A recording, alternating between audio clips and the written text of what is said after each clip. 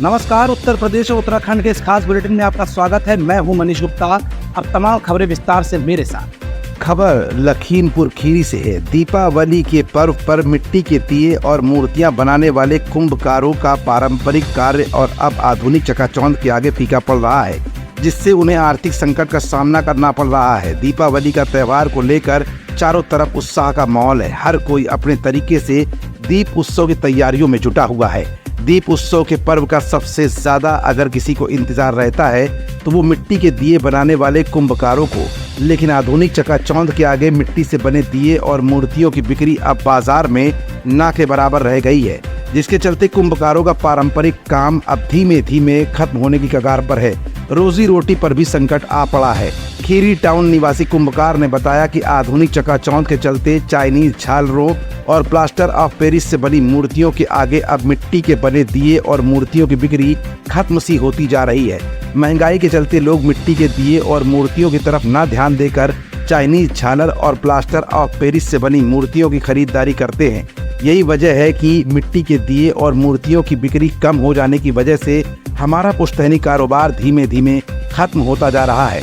वहीं पंडित रूपेश शर्मा ने बताया कि हमारे सनातन धर्म में दीपक का अधिक महत्व है, क्योंकि हमारे संस्कृत के शास्त्रों में लिखा है कि हमारे आराध्य भगवान श्री राम जी जब अपने 14 वर्ष वनवास की अवधि पूर्ण करके अयोध्या वापस आए थे तो लोगों ने उस समय खुशियां मनाई थी, अपने घरों में घी के दीपक जलाए थे।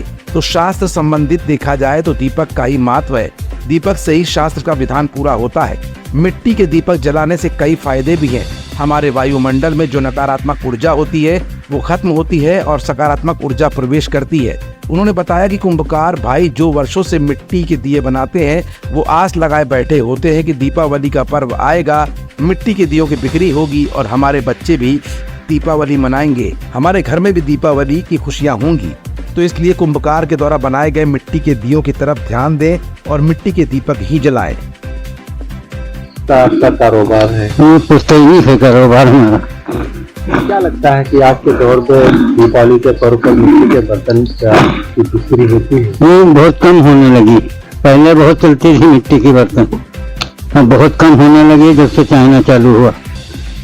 चाइनीज माल ज्यादा? हाँ, अब दीपावली में दीपक नहीं कोई जलाता है, सब मोमबत्ती और चाइनीज जलाते हैं। अच्छा, दीपावली पर जो है मिट्टी के बर्तन भी जाने चाहिए। ये शुभ काम है इसका, दीपक का। मिट्टी के बर्तन में दीपक का शुभ काम है, मगर अब कौन जलाता नहीं। तो इससे तो आपके कारोबार पर बहुत फर्क पड़ गया, धंधा सब डाउन हो गया हम लोगों का। लोगों से क्या कहना चाहेंगे कि मिट्टी के बर्तन यूज करेंगे? यही मिट्टी के चलाने लगे तो हम लोगों का धंधा चालू हो जाएगा, तो नहीं पेट चलने लगेगा, तो नहीं महंगाई है, क्या आदमी करेगा। पुश्तैनी है आपका? ये पुश्तैनी कारोबार है। इस साल तो बिक्री बहुत डाउन है और जितना काम चलता था उतना अब इस साल काम नहीं बढ़िया पर चल पा रहा है। इसकी वजह है प्लास्टर ऑफ पेरिस, जो अब पीओपी की बनी हुई मूर्तियां होती हैं वो आजकल आदमी चकाचौंध के चक्कर में वो पकड़ता है, जबकि मूर्ति की पूजनी जो होती है मूर्ति वो मिट्टी की पूजनी है। लेकिन आदमी चकाचौंध में सब पड़ा हुआ है और प्लास्टर ऑफ पेरिस जो शुद्ध नहीं होती है वो आदमी पूजता है। उसी के चक्कर में ये मिट्टी का काम सब हमारा धीमा चल रहा है। मिट्टी के दीपक भी बनाए जा रहे हैं? हाँ, वो मिट्टी के दीपक भी बनाए जा रहे हैं, रवाई बुरके भी बनाए जा रहे हैं जो दीपावली में भैया दूज वगैरह को पूजे जाते हैं। वो भी काम कम है क्या? उसकी भी बिक्री कम है। इसमें महंगाई की वजह से हर चीज हम लोगों को महंगी पड़ती है और आदमी इस वजह से आदमी कम खरीदता है। और रेडीमेड में चाइना जब से चल गया, झालर वगैरह, मोमबत्ती वगैरह, इस वजह से दीपक भी कम बिकते हैं। और हमारे देशवासियों से अनुरोध है कि हमारी जो पारंपरिक कारोबार है इसको ना अपनाकर जो देशवासी जो चाइना का सामान यूज करते हैं उससे हम लोगों पर बहुत फर्क पड़ता है। उसको ना अपनाएं। उसके लिए देशवासियों से यही अनुरोध है कि आप अपने भारत देश के जो छोटे मोटे कारोबार वाले हैं परिवार, उनसे आप खरीद कर उनका भी भरण पोषण होगा और हमारे देश के रोजगार भी बढ़ेंगे। इससे इससे पहले किस तरह से कारोबार हुआ करता है? इससे पहले कारोबार ठीक ठाक चलता था। जब से ये सब चाइना वगैरह चलने लगा है तब से हमारा लोगों का सब कारोबार धीमा पड़ गया है। इसलिए आपका जो ये मिट्टी बनाने का काम है, बर्तन बनाने का काम है, पुश्तैनी जी पुश्तैनी हमारे पर दादा बाबा पापा सब करते हुए आज चले आ रहे हैं। जब से हम लोग करने लगे हैं तब से अभी थोड़ा बहुत काम चलता है, लेकिन उससे 25% काम हम अब इस साल चल रहा है। जितना काम हम लोग करते थे उतना काम इस साल नहीं हो पा रहा। आने वाले समय में क्या उम्मीद है? इस समय जो समय चलता आ रहा है इसे देखते हुए तो हमको तो लगता है आगे काम हमारा सब बंद हो जाएगा धीरे धीरे, और इससे कुछ हमको प्रॉफिट भी नहीं हो पा रहा है बढ़िया। देखिए, हमारे सनातन धर्म में जो है वो दीपक का महत्व है, क्योंकि संस्कृत में हमारे शास्त्र में लिखा भी गया है कि दीपो ज्योति परब्रह्मा दीपो ज्योति जनार्दना दीपो ज्योति हरत में पापम यावत तो पूज्यम तावत तो समृद्धि भव। दीपक का महत्व होता है। हमारे आराध्य भगवान रामचंद्र जी जब अपने 14 वर्ष वनवास की अवधि पूर्ण करके अयोध्या वापस आए थे तो लोगों ने उस समय खुशियां मनाई थी, अपने घरों में घी के दीपक जलाए थे। तो शास्त्र सम्मति देखा जाए तो दीपक का ही महत्व है। अच्छा, दीपक में एक तो शास्त्र का विधान पूरा होता है, दूसरे हमारे कुंभकार भाई जो हैं, जो वर्षों से दीपक बनाते हैं, दिया बनाते हैं, वो ये एक आस लगाए बैठे होते हैं कि दीपावली का पर्व आएगा और हमारे भी बच्चे दीपावली मनाएंगे, हमारी बिक्री होगी दियों की, हमारे बच्चे दीपावली मनाएंगे, हमारे घर में भी दिवाली होगी, खुशियां आएंगी। तो उन अपने कुंभकार भाइयों की ओर ध्यान दें और दीपक ही जलाएं। आजकल का लोग इस्तेमाल कर रहे हैं। शास्त्र सम्मत तो नहीं करना चाहिए, लेकिन सजावट में दिखावे के रूप में लोग करते हैं। तो देखा जाए दीपावली दिखावटी त्योहार नहीं होना चाहिए, केवल जो शास्त्र में जो विहित है, शास्त्र में जो बतलाया गया है उसी के अनुरूप चलना चाहिए। शास्त्र में केवल दीपक का, वो भी घी के दीपक, यदि घी ना हो सके तो सरसों के तेल का या कड़वे तेल का दीपक जला सकते हैं, तिल्ली के तेल का दीपक जला सकते हैं, लेकिन दीपक ही जले, दीपक की लड़ी हो, दीपक से ही सजावट हो। दीपक जलने से घर की जो नकारात्मक ऊर्जा होती है, हमारे वायुमंडल की जो नकारात्मक ऊर्जा होती है, वो दीपक अपने आप में सोख लेता है और सकारात्मक ऊर्जा देता है। तो दीपक से ये फायदा है, कई लाभ है दीपक से। हम तो यही निवेदन करेंगे कि झालरों का उपयोग ना करें, दिखावे में ना जाएं और शास्त्र सम्मत चलें, घी के दीपक जलाएं, दीपकों की लड़ी बनाएं, अपने घर को दीपक से सजाएं, दीपक का ही उपयोग करें जो शास्त्र सम्मत है, जिससे हमारे कुंभकार भाइयों के यहाँ भी दीपावली का पर्व हो, उनकी भी बिक्री हो, उनकी भी रोजी रोटी चले, उनके भी घर में खुशियां आए, क्योंकि शास्त्र में दीपक का ही महत्व है। और दीपक से जो हमारे वातावरण में निगेटिव ऊर्जा विद्यमान होती है वो समाप्त होती है, सकारात्मक ऊर्जा का प्रवेश होता है, नकारात्मक ऊर्जा का क्षय होता है। इसलिए दीपक जलाने का मैं अपने सभी सनातन धर्मावलंबी। कानपुर में कारोबारी की पत्नी एकता गुप्ता 24 जून को जिम करने गई और वापस नहीं लौटी। पति ने काफी तलाश के बाद कराई एफआईआर, जिसमें जिम ट्रेनर पर जताया गया था शक। जिम ट्रेनर विमल सोनी पर किडनैपिंग की एफआईआर हुई। अब 4 महीने बाद जिम ट्रेनर अरेस्ट हुआ है। उसने एकता की हत्या करके लाश को डीएम आवास के पास जमीन में दबाने की बात कबूल ली है। इस कबूलनामे के बाद देर रात पुलिस की टीम डीएम कंपाउंड पहुंची और विमल की बताई हुई जगह पर खुदाई करवाई गई, जहां से महिला का कंकाल जो पूरी तरह से गल चुका था बरामद भी हो गया है। फिलहाल पुलिस ने कंकाल को जांच के लिए फोरेंसिक लैब भेजा है और जांच के बाद पोस्टमार्टम के लिए भेज दिया गया है।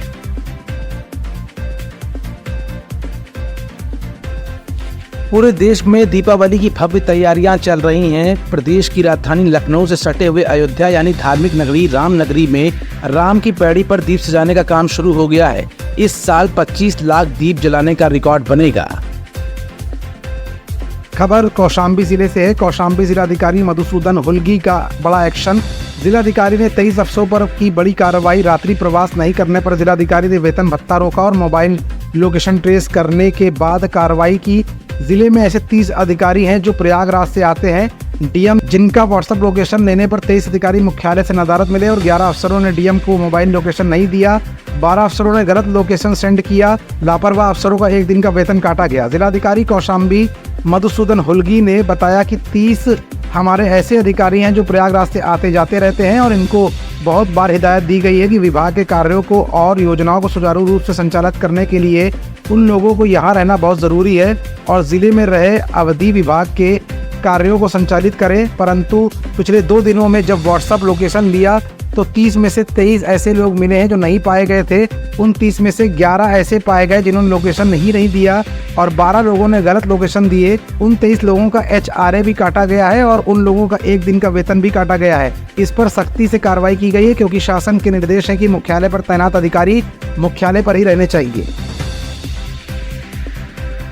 लगभग हमारे ऐसे 30 हमारे ऐसे अधिकारी हैं जो प्रयागराज आते जाते रहते हैं और इनको बहुत बार हिदायत भी दी गई है कि विभाग के कार्यों को और योजनाओं को सुचारू रूप संचालन करने के लिए उनको यहाँ रहना ज़रूरी है, जिले में रहे और कार्रवाई विभाग की कार्रवाई योजनाओं को संचालित करे। परंतु पिछले 2-3 दिन में जब हम लोगों ने व्हाट्सएप लोकेशन लिया है, 23 ऐसे लोग मिले हैं जो नहीं पाए गए थे 30 में से। उसमें से 11 ऐसे थे जिन्होंने बिल्कुल लोकेशन भी नहीं दिया और बचे हुए 12 ऐसे थे जिन्होंने गलत लोकेशन दिया है।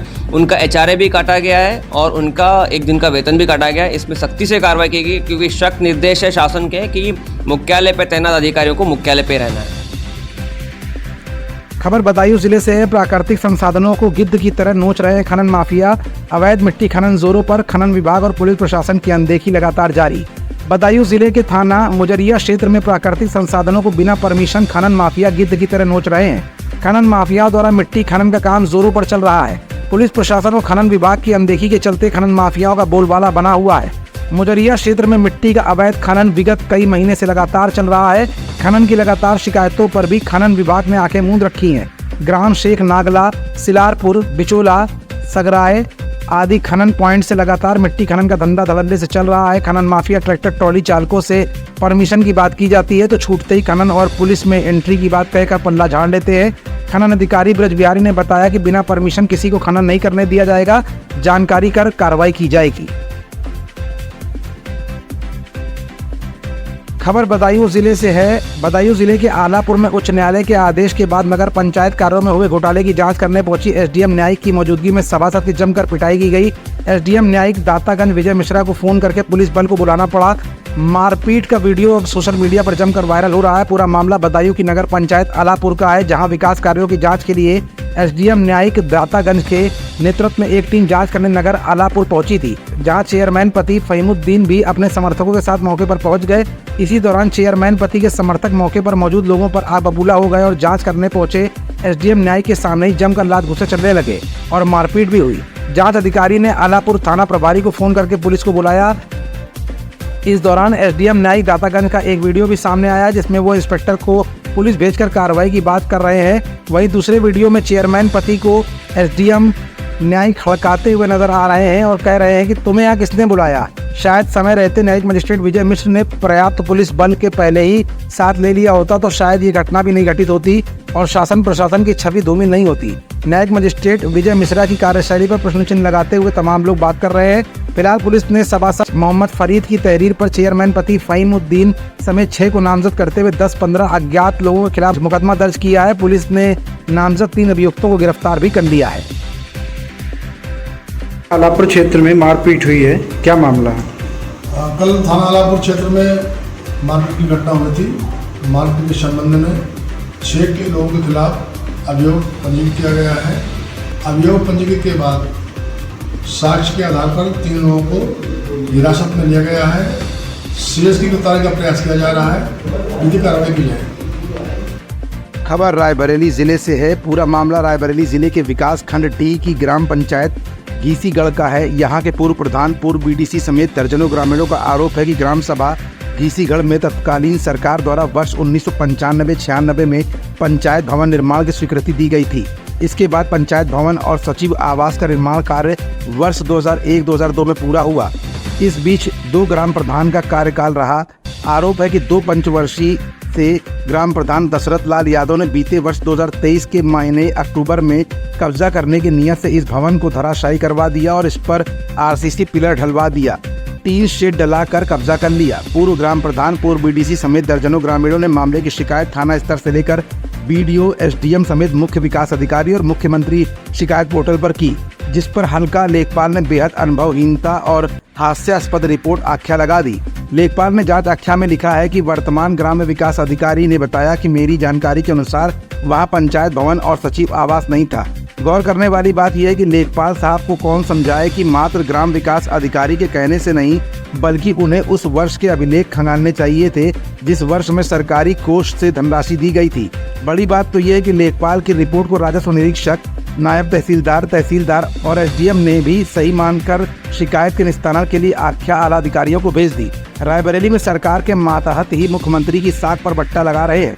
मामले में कोई कार्रवाई नहीं होने और फर्जी आख्या लगाने से ग्रामीणों में अधिकारियों के प्रति रोष है। उन्होंने कार्रवाई न होने पर धरना प्रदर्शन की बात कही है। पूरे मामले में मुख्य विकास अधिकारी ने कार्रवाई का आश्वासन भी दिया है। क्या नाम है आपका? अच्छा, शीतला जी, आप ग्राम सभा के प्रधान रहे हैं कभी? किस सन में रहे हैं आप? अच्छा, ये लोगों का आरोप है कि यहाँ पे पंचायत भवन बना था, उसको मौजूदा प्रधान ने गिरवा दिया। क्या सच्चाई क्या है? सच्चाई मैंने मंगवाया है। हाँ, 90,000 रुपये लागत से बना है। अच्छा, उसके बाद इस समय क्या हालत है उसकी? आप कौन कब्जा कर रहा है उस पर? कौन है ये मौजूदा समय? यानी उस पर कब्जा कर रहे हैं? कर लिया है। शिकायत वकायत की इसकी?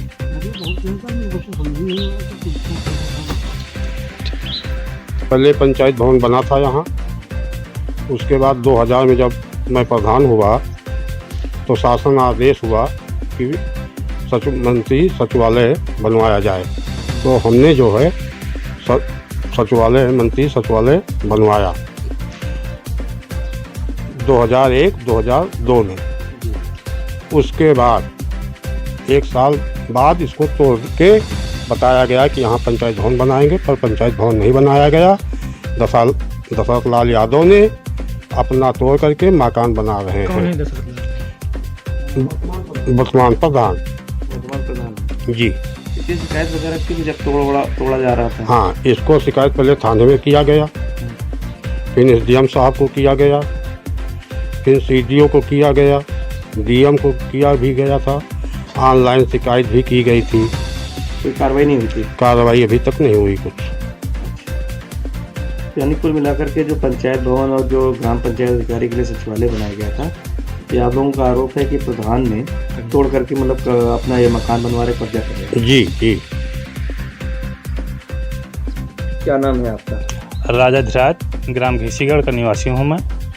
क्या मामला है? यहाँ पे पंचायत घर, सचिव आवास बना हुआ था पूर्व में। अभी प्रेजेंट टाइम में वर्तमान प्रधान दशरथ लाल यादव इसको तोड़वा के अपना निजी आवास बनवा रहे थे। पूर्व में जब इसको तोड़वा रहे थे तो लोगों ने शिकायत की कि इसको तोड़वा क्यों जा रहा था, तो उन्होंने कहा यहाँ पर नया पंचायत घर बनवाया जाएगा। पर उसके बाद इन्होंने अपना निर्माण खुद का अपना घर बनवा रहे थे। हम लोगों ने जानकारी की कि यहाँ पर बन क्या रहा है, तो पता चला सरकारी खजाने से कुछ नहीं बन रहा है, ये पर्सनल पैसा से अपना आवास बना रहे हैं। मौके पर जब लोग इकट्ठा हुए तो हम लोग कार्रवाई करने की मांग की। थाने में हम लोगों की शिकायत की, कोई कार्रवाई नहीं हुई। एसडीएम साहब को हम लोगों ने एप्लीकेशन दिया, 1 बार दिया, 2 बार दिया, 3 बार दिया, कोई कार्रवाई नहीं हुई। तो हमने डीएम साहब को भी एप्लीकेशन दिया, वहाँ से भी कोई कार्रवाई अभी तक नहीं हुई है। कितने दिन पहले की पूरी ये अक्टूबर से आज तक का मामला है। कोई कार्रवाई नहीं, तो ये पूरा ये प्रधान जी कब्जा कर रहे हैं? पूरी तरह से कब्जा कर लिए हुए जी। हम चाहते सरकारी संपत्ति पूरी तरह से कब्जा कर लिए। तो कब गिरवाया था? 2023 में गिरवाया गया हुआ जी। हमारा घनश्याम मौर्य, मैं घीसीगढ़ का निवासी हूँ। समस्या है सर कि यहाँ पे पंचायत भवन और सचिव आवास बना हुआ था, इसको दबंगता के साथ तोड़वा करके पंचायत भवन और सचिव आवास को अपना निजी मकान बना रहे हैं। इस पे कौन बनवा रहा है? दशरथ लाल यादव, ग्राम प्रधान घीसीगढ़। इसकी शिकायत वगैरह आप इसकी शिकायत जो है थाने में दिया गया, एसडीएम साहब को दिया गया, इसकी शिकायत डीएम को दिया गया। सर कल जो है सीडीओ साहब को शिकायत दी गई है। हाँ। क्या लग रहा है कि कार्रवाई नहीं होगी इस पे? नहीं, अभी तक तो नहीं हुई सर। तो क्या बताया सीडीओ साहब ने कहा कि अब ठीक है, हम इसकी कार्रवाई करवा रहे हैं, समय दीजिए हमको। आप तो हो नहीं पाएगा, 10 दिन 15 दिन में जो भी होगा होगा। या अगर कार्रवाई नहीं होगी तो क्या करेंगे? अब सर हम लोग इसी तरह एप्लीकेशन देंगे, आगे बढ़ेंगे, धरना देंगे आगे। इसके आगे अगर नहीं कार्रवाई हुई तो हम लोग धरना प्रदर्शन करेंगे इसके खिलाफ में। बुद्धिलाल मौर्य, कहाँ के रहने वाले? घीसीगढ़। क्या मामला क्या है? मामला है कि यहाँ पंचायत घर था और मंत्री आवास था, दोनों को गिरवा दिया गया है। उसके बाद प्रधान जी अपना घर खुद बना रहे हैं। किस समय बना था ये पंचायत भवन? 95-96 में बना था पंचायत। पुराना पंचायत भवन था ये? सिरला प्रसाद मौर्य पंचायत भवन है गांव में और कहीं बना हुआ है? नहीं, कहीं नहीं बना हुआ है। बैठक कहाँ होती है? बैठक स्कूल में होती है। स्कूल में बैठक है। कितने दिन पहले इसको गिरवाया गया था? 1 साल पहले। 1 साल पहले। उसके बाद से जो बैठकें हो रही थी वो स्कूल में। जब ये बनवा रहे थे तो आप लोगों ने रोकथाम नहीं की कि कहा कि क्या करेंगे प्लान? नहीं, एप्लीकेशन डाली गई सर। कोई रोकथाम नहीं हुई? अभी नहीं हुई। कोई अधिकारी ने कुछ नहीं किया? नहीं। खबर बदायूं जिले से। बदायूं जिले के बिलसी में विगत दिनों मासूम बच्ची की रेप के बाद हत्या के मामले में पीड़ित परिवार से मिलने पहुंचे सपा सांसद आदित्य यादव। सपा सांसद आदित्य यादव ने पीड़ित परिवार से मिलकर सांत्वना देकर हर संभव मदद का भरोसा दिलाया। दोषियों पर सख्त से सख्त कार्रवाई की जाए, सांसद ने कहा कि जो लोग भी शक के दायरे में हैं सभी से पूछताछ की जाए। सांसद से मिलने के बाद फूट फूट कर रोने लगा पीड़ित परिवार। समाजवादी पार्टी की ओर से पीड़ित परिवार को 1 लाख रुपए की आर्थिक मदद की गई। सपा के राष्ट्रीय अध्यक्ष अखिलेश यादव के निर्देश पर बदायूं सांसद आदित्य यादव पीड़ित परिवार के घर पहुंचे थे। ये हम लोग समाजवादी पार्टी के सभी जिला के पदाधिकारी, पूर्व विधायक सभी लोग यहाँ थे और राष्ट्रीय अध्यक्ष आदरणीय अखिलेश यादव जी के निर्देशानुसार यहाँ पे आके हम लोगों ने अपनी शोक संवेदना व्यक्त की। लेकिन निश्चित तौर पे जो ये घटना है, कोई भी व्यक्ति हो उसको झंझोर के रखने की घटना है, जहाँ एक 7 साल की मासूम बिटिया के साथ दुष्कर्म होता है और उसको उसी स्थिति में उसको मार के वहीं छोड़ दिया जाता है। गरीब परिवार, पिछड़ा परिवार है और प्रयास हम लोगों का यही है कि न्याय जल्द से जल्द उनको मिल सके। मेरा आप सबके माध्यम से सरकार से, साथ ही साथ प्रशासन से भी मांग होगी कि जितनी जल्दी हो सके फॉरेंसिक रिपोर्ट को सामने लाया जाए। आज भी परिवार के मन में कई सारी आशंकाएं हैं।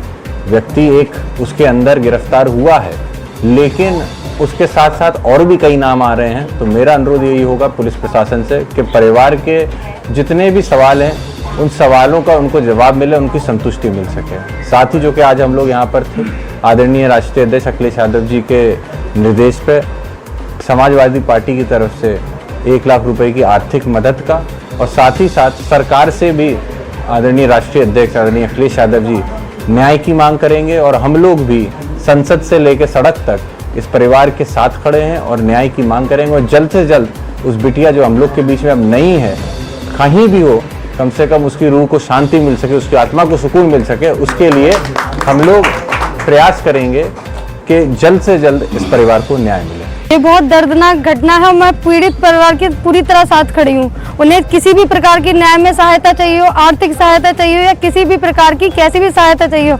उनमें सब में मैं साथ खड़ी हूँ। और किसी भी तरीके से जो भी मुलजिम जो इसमें छिपे हुए हैं, जिनके नाम बड़े बड़े होने की वजह से नहीं आ पा रहे हैं, उनको सब में मैं सामने लाने में इनकी सहायता करूंगी और पूरा न्याय दिलवाने में अपनी पुरजोर कोशिश करूंगी कि दोबारा से ये घटना ना हो।